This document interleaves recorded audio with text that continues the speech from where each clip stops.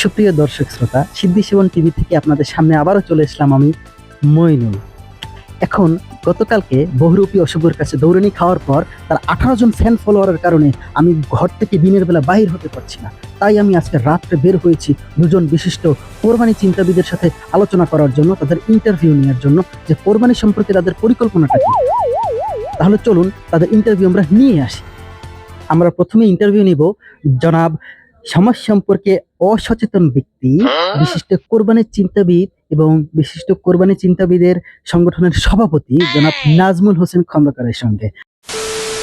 তো জনাব নাজমুল হোসেন খন্দকার, আপনি আপনার মতামতটুকু আমাদের কাছে শেয়ার করবেন।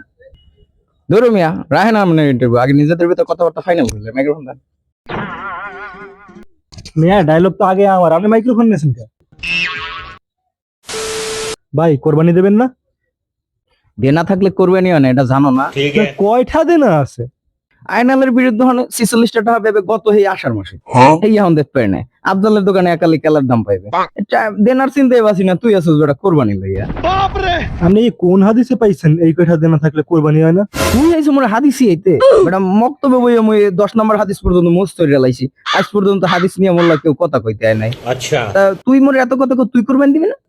তুই কোরবানি দিলে হিন্দু মোর কিছু কষ্ট দিয়ে দিস, মনে করো সমাজের গরিব গুড়া মানুষের বিলাই দিলাম, মানে কোরবানি না দিতে পারি বেটা, প্রেস্টিজ নিয়ে বাঁচতে হইব না, একটা বিষয় তো আছে বুঝতে হইবে।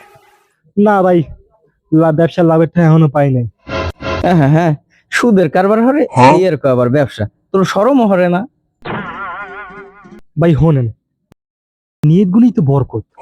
আমি সুদে টাকা লাগাই ঠিক আছে, কিন্তু মনে মনে তো ব্যবসা নাকি কোন? আপনি কি অস্বীকার করতে পারবেন? তুই কোরবানি দিবি না? তুমি গোস্ত পাম কমবে। ভাই লন, মনে মনে একটা ছাগল নিয়ত করে দুইজনে মিললে ভাগি একটা মুরু কোরবানি দিই।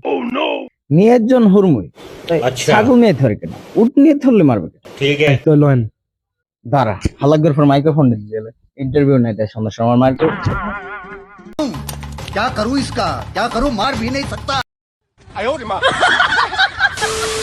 হালার পর হালায় মাইক্রোফোনটা বন্ধই করে দিতেছে। তো সুপ্রিয় দর্শক মন্ডলী, আপাতত আমি চলে যাইতেছি এই বিশিষ্ট সমাজ অসেবক কাছ থেকে। আবার দেখা হবে, বেঁচে থাকলে আল্লাহ হাফেজ।